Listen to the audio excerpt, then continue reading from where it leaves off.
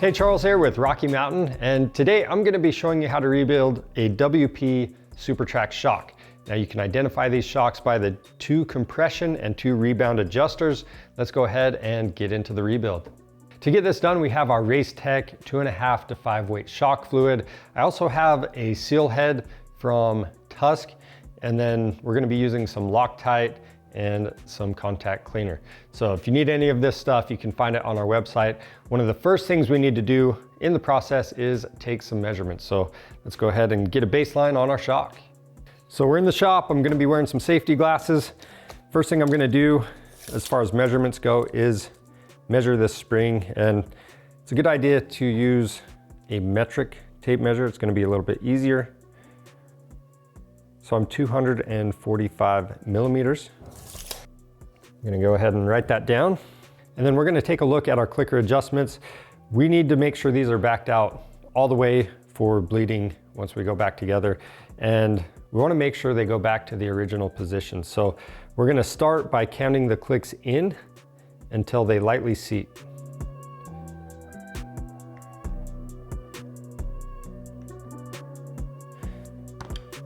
So I'm 15 on this TX adjuster, and I'm gonna back that all the way out now that I've written that measurement down.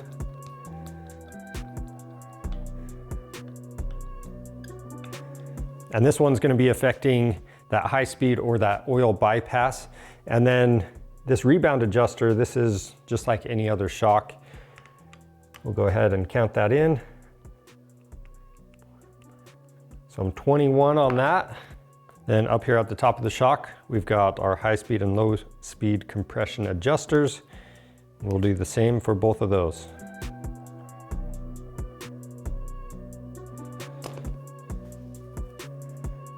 Now for tools specific to this job, we have our Motion Pro pin spanner. I've got a sharpened chisel, a shock clip tool, a bladder cap removal tool, a seal bullet, valve core remover, a seal head tool. I've got a digital suspension pump, and then nice to have but not absolutely necessary is our spring compressors. Then we're going to be using some Race Tech seal grease as we go back together, some safety glasses, rubber gloves, and some lint-free rags. These are just microfiber towels. Then over here, I've got some common hand tools, and the main thing I want to point out here is we are using a torque wrench on assembly and a 22 millimeter socket. Now, if you need any of the special tools or the grease, you can find that stuff on our website by clicking the link in the description below. Now to start disassembly, we've got some soft jaws mounted up in our vise. These are from Race Tech, but there's less expensive options available as well. So go check some of those out and get some if you need some. You don't want to damage your shock. We're going to clamp the eyelet in our vise. And then we need to back the preload off so we can remove the shock spring. And side note, we are going to be replacing this with a different spring for our rider's weight. So now's a great time to do that if you need to change it out. And all we're doing here is backing off this adjuster.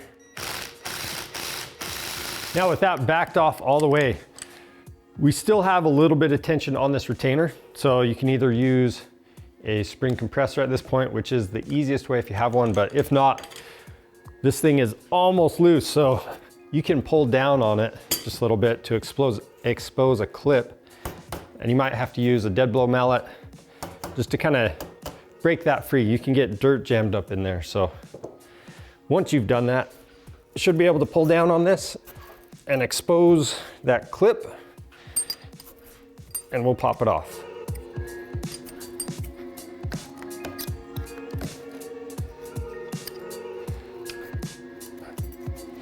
As you disassemble everything, just make sure you lay it out in order. So we've got this retainer, we've got a washer.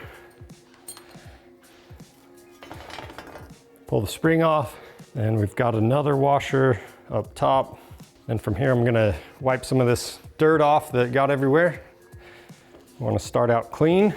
And one thing I'm gonna do before we disassemble any internals, I'm gonna remove this from the vise, and I wanna see if this actually works before I take it apart.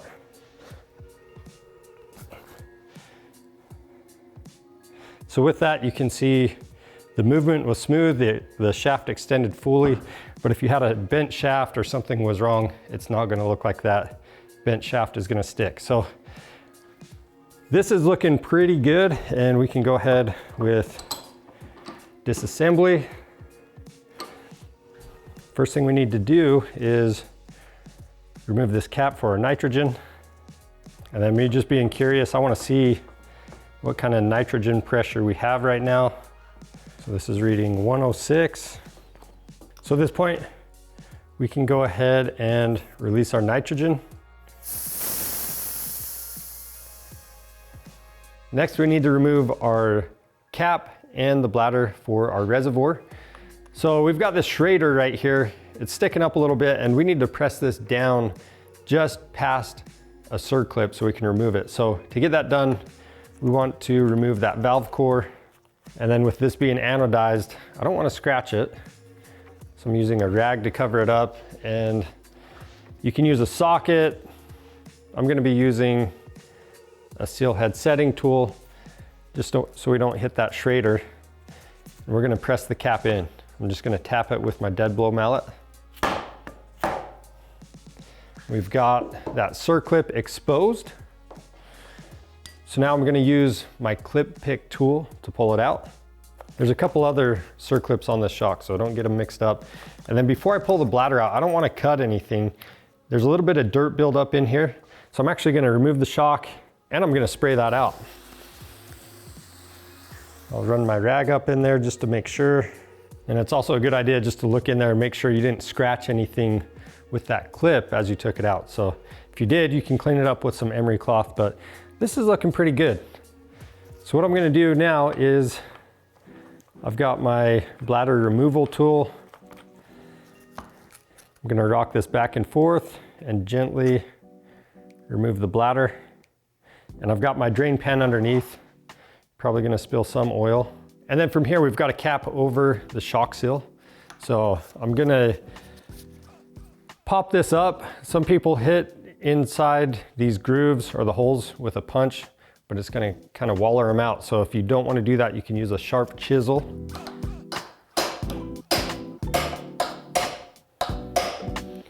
So it just separated that gap right there. We'll do it on the back as well.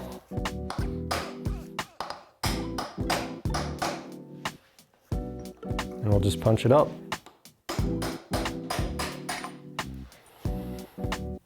So this is completely in my way now. So I'm taking a small zip tie. I'm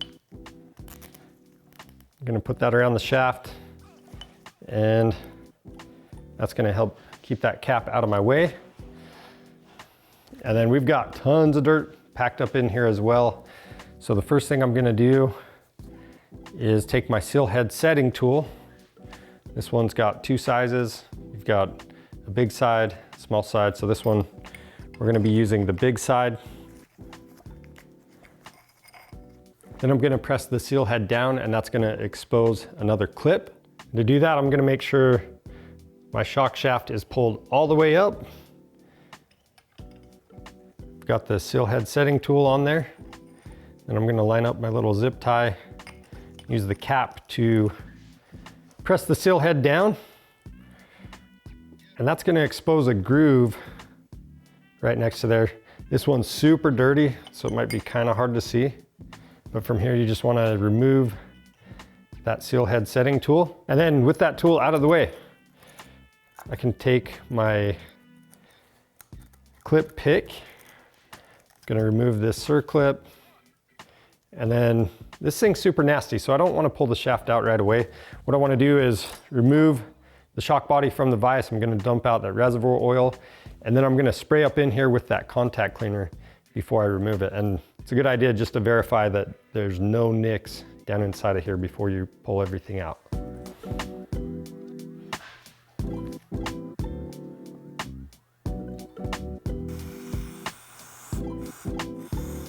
And then I'm gonna clamp the shock body back in the vise just to help me pull the shock shaft out. And I'm just gonna finish dumping out the rest of that shock oil. And really, that's as far as we have to go with disassembly on the shock if you're just rebuilding it. But if you wanna get things extra clean, you can remove these compression assemblies as well. And we're gonna pull those out. So to remove these assemblies, I just have this Motion Pro pin spanner. Select the correct size pin and then we'll break that free. We might get a little fluid out, so I have the drain pan back underneath.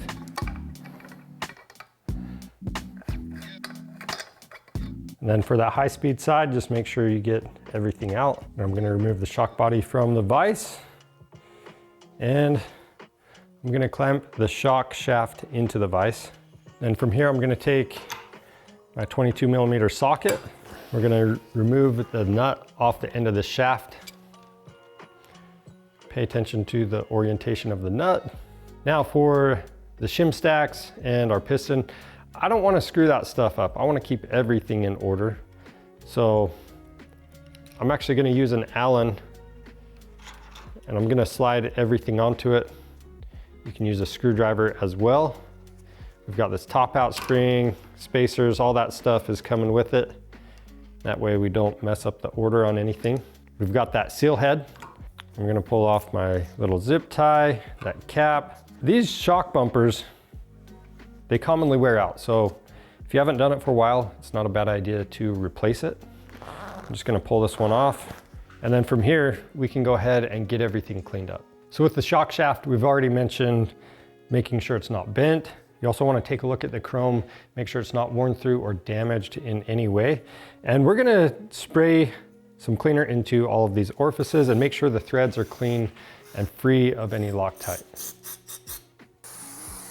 And when you're done cleaning parts, make sure you're laying them on a lint-free cloth or a very clean surface. And then for the shock body, you're basically just looking for any visible damage, make sure it's not cracked. And also you want to check the anodizing inside where that shock shaft rides, where that piston rides in there.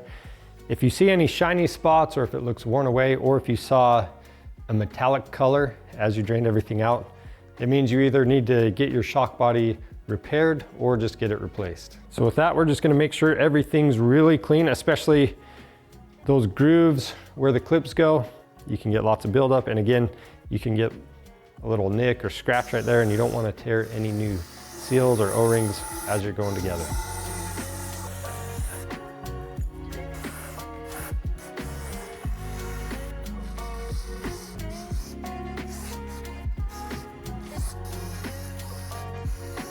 And then with all of my shims, I'm actually going to separate this top out spring. I've got a little guide and a bushing. Going to clean these up separately. And then on that lower guide, you can see there's a Teflon coating. So it has that orangish color. Just make sure it's not worn through at any point. And then with the piston and shims, I'm going to try to separate these a little bit, get them all sprayed off. And you have this piston ring, this piston band right here. You want to make sure that, again, the Teflon coating is in good condition. And if it's not, make sure you replace it.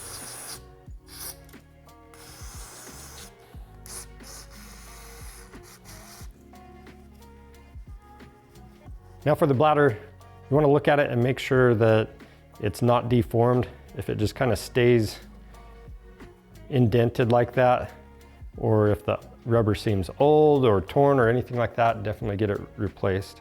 This one's looking okay, so we're going to reuse it. And then I also want to make sure I wipe down by the bottom, especially just in case as we pull this out, if there's any grime or whatever, you want to make sure that's nice and clean.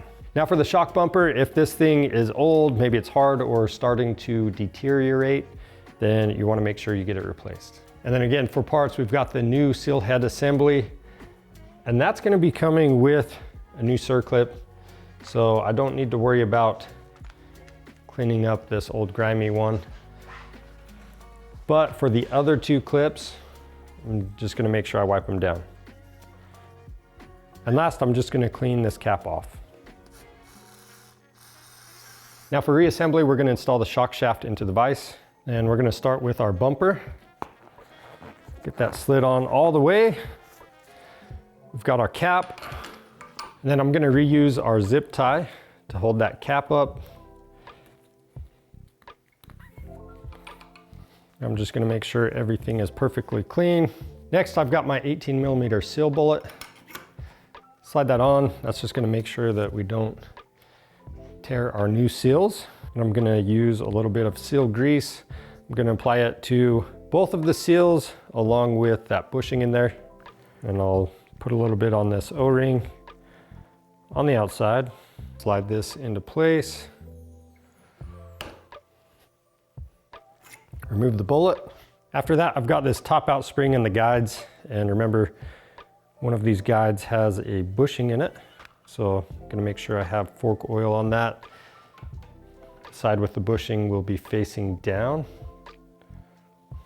And then we have our Allen with all of the shims and piston on it. Just make sure that you don't accidentally pull up on your Allen or pick or whatever it is, because you don't want to get this stuff messed up. And then just in case, if something terribly goes wrong, or maybe you think you flipped this upside down.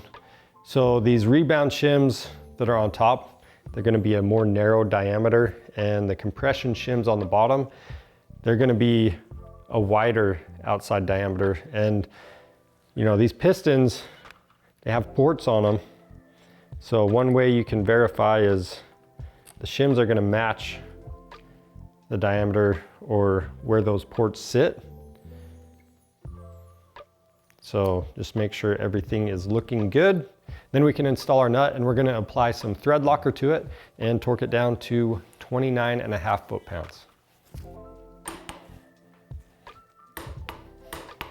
Just make sure you wipe off any excess thread locker, and we're gonna set the shock shaft aside.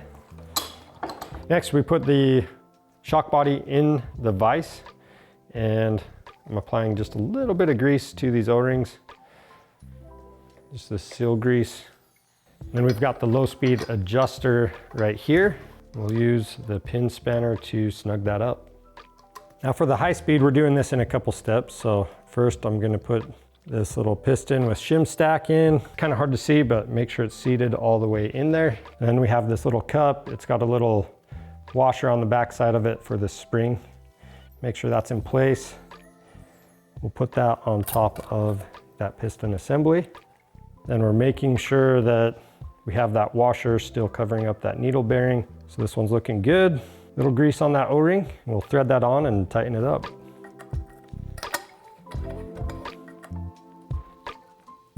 All right, now we're ready to fill the shock body up with oil. And I've tried to make sure the reservoir is as level as possible right now. I'm gonna place this drain pan underneath. We're gonna spill some oil out. And that's just because we wanna make sure that there's no air inside of here. So first thing I'm gonna do is fill up the shock reservoir. And I'm going about 3/4 of the way up. Gonna let that settle for a minute, and I wanna let that fluid run to the other side of the shock body. You can tap on this to help push it through. Next, just remember, air is the enemy. We're trying to get it all out. So one thing I do want to do is rotate this a little bit. I've got a little bleeder, and I want to make sure that my oil is higher than that and just get any air out of this system that we can. That's just my 6mm Allen. So as I'm tapping that, I just got a couple more air bubbles. Do it a couple more times. And it looks like I've got all the air I'm gonna get out. So we're ready to reinstall this plug. We're gonna go ahead and tighten that down. And then just one note with that, you know, there's an O-ring at the top of this bolt. Make sure it's in good condition. But this fluid, it's still pretty high, and we've got fluid in the shock body. So at this point, we are ready to install this reservoir. And as we push this in, again, we're gonna make sure that it just goes past that groove for our circlip.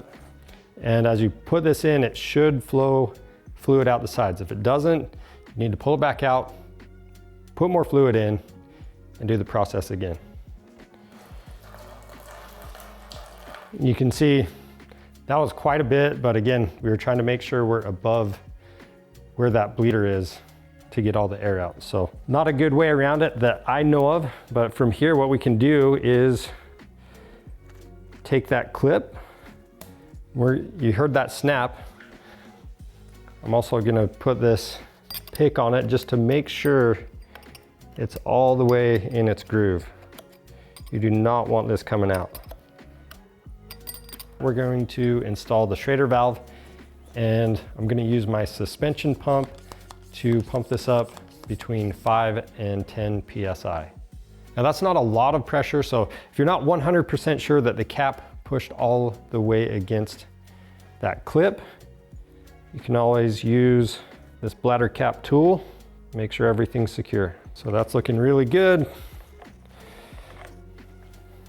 From here, what I want to do is put the shock body straight up and down.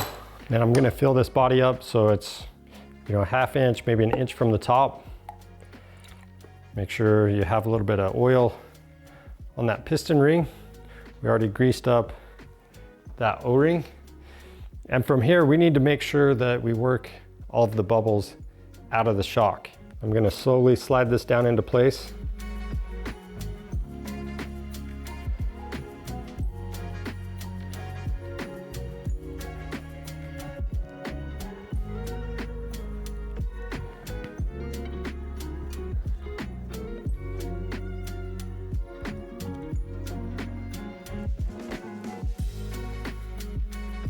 And we're gonna move the shock up and down, and that's gonna burp some of these bubbles out.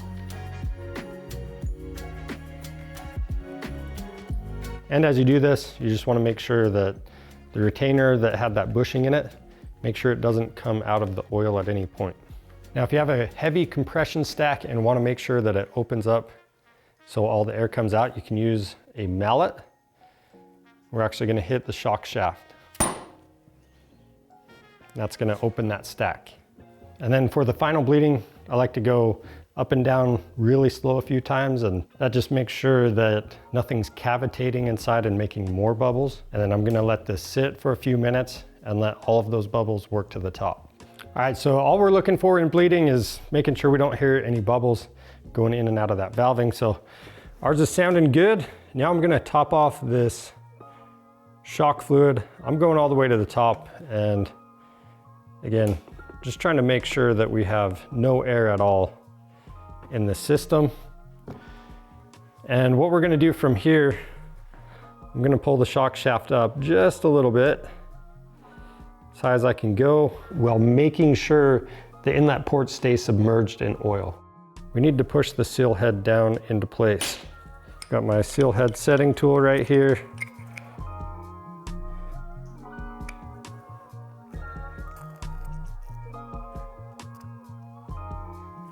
I'm pressing that down until that O-ring just went inside, and this is gonna lock up eventually. So now we're gonna press on the Schrader valve. That's gonna collapse our bladder. And we wanna push this just past that groove.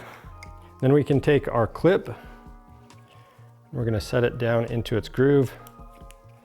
And it's really important that this is all the way seated into the groove. If it's not, the shock's gonna come apart. Now I'm gonna remove the seal head setting tool, and I'm gonna pump the shock up, the bladder up. I'm gonna go anywhere 20 to 40 PSI. I'm just gonna let that seal head, the shock shaft and the seal head, they should both move out, and the seal head is gonna seat against that clip. All right, so once you make sure that the seal head is fully seated against that clip, you can remove the shock body from the vise, and I'm going to depress the Schrader and push this shock shaft in.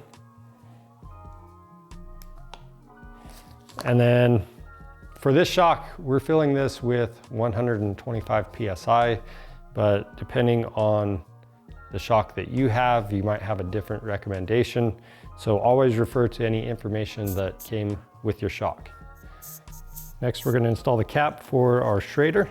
Cut my zip tie, and then I'm gonna line up the holes in this cap with the eyelet in my shock, and that way when it's mounted in the bike, these holes are gonna be, at least one of them is gonna be at the lowest point. So if any moisture gets in there, it can drain out. And I'll tap this on with my dead blow hammer. And I need to rotate my adjuster back. All right, now that we are filled with nitrogen, I just want to verify that everything works correctly. So I'm gonna run this all the way through its range of motion. I'm going all the way down. I'm making sure this extends all the way on its own. It does have that top out spring, but if you find that you have like a dead spot, it only comes part way, you need to go back through and figure out what's going on. We've got a washer going on, and then we've got a brand new spring we're gonna be installing. And we've got our washer and retainer.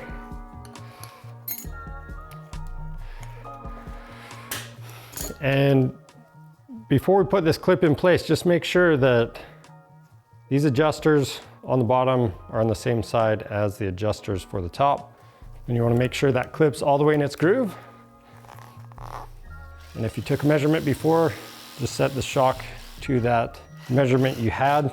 For us, we're just going to set this at 5 millimeters of preload, and then we're going to check our sag. Now with that set, we can go ahead and reset our clickers to those positions we wrote down earlier. So that's it for rebuilding a WP Supertrax shock. If you need parts to rebuild this thing, you can find those on our website. Click the link in the description below. We offer free shipping on orders over $75, so take advantage of that and subscribe to our channel for more helpful content. I'm Charles with Rocky Mountain ATV MC. Thanks for watching.